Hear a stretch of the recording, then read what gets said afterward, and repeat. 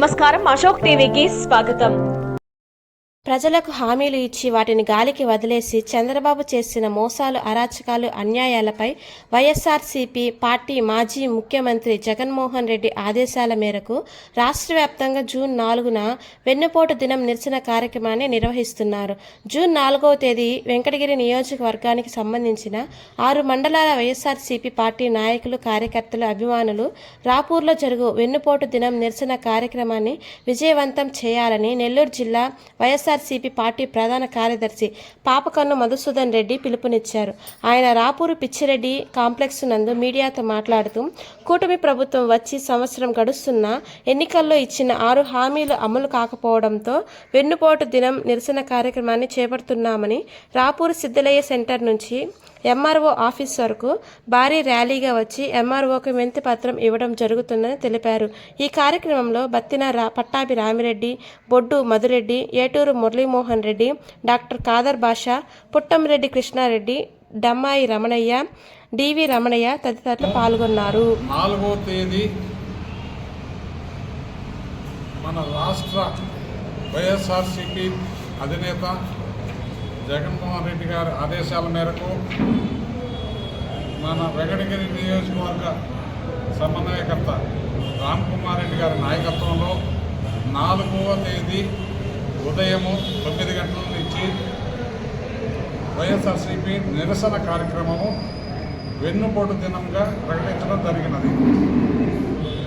ఆ సందర్భంగా సిద్ధలయ్య దేవాలయం సెంటర్ నుంచి ర్యాలీగా బయలుదేరి ఎంఆర్ఓ ఆఫీస్ దాకా వచ్చి వినతి పత్రం ఎంఆర్ఓకి సమర్పించడం జరుగుతుంది. ఈ కార్యక్రమాన్ని వెంకటగిరి టౌన్లో పెట్టాల్సింది. ఎందుకో మన రామ్ కుమార్ రెడ్డి గారు రాపూర్ని ఎంచుకొని ఆయనకి ఇష్టం లాగుంది ఈ రాపూర్ నుంచి పెట్టేదానికి ఈ కార్యక్రమాన్ని ఏర్పాటు చేశారు. కాబట్టి రాపూర్ ప్రజలందరికీ, రాపూర్ మండల ప్రజలందరికీ నా హృదయపూర్వక ఆహ్వానము.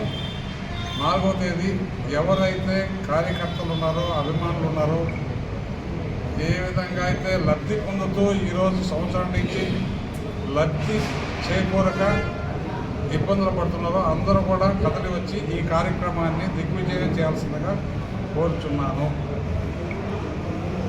ఇచ్చిన 6 హామీల్లో ఏ ఒక్క హామీని కూడా నిలబెట్టుకోలేను కాబట్టి దానికి నిరసనగా రేపు ఈ కార్యక్రమాన్ని మన అధినేత చెప్పడం ద్వారా మనం అందరం కూడా ఈ కార్యక్రమాన్ని దిగ్విజయం చేయాల్సిందిగా కోరుతున్నాం. 9 గంటలకి సిద్ధలయ్య దేవాలయం కాడి నుంచి బయలుదేరి 11 గంటలకల్లా ఎంఆర్ఓ ఆఫీస్ కాడికి వచ్చి వినతి పత్రం సమర్పించి ఈ కార్యక్రమంలో మన నాయకులు రామ్ కుమార్ రెడ్డి గారి నేతృత్వంలో ఆయన పాల్గొని ఈ కార్యక్రమంలో మనందరం ఆయనకు సహకరించి సంఘీభావం తెలిపి దిగ్విజయం చేయాల్సిందిగా కోరుచున్నాం. 20 లక్షల ఉపాధి లేక 3,000 వృత్తి అన్నారు. అది ఒక్కటి అమల్లో చేయలే.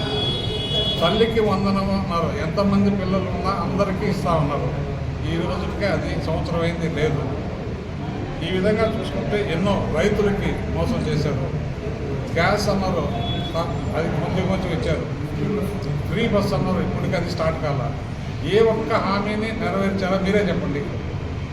ఒక్కటి నెరవేర్చలా. మోసం, అంతా మోసము. ఈ ప్రభుత్వం ముగ్గురు కలిసి పాలిస్తున్నారు. ఒకటి తెలుగుదేశం, ఒకటి బీజేపీ, ఒకటి జనసేన. ముగ్గురు కలిసి వాళ్ళ ఇది తెచ్చుకుంటున్నారే కానీ ప్రజల మీద దృష్టి మళ్లించిన దాఖలాలే లేవు.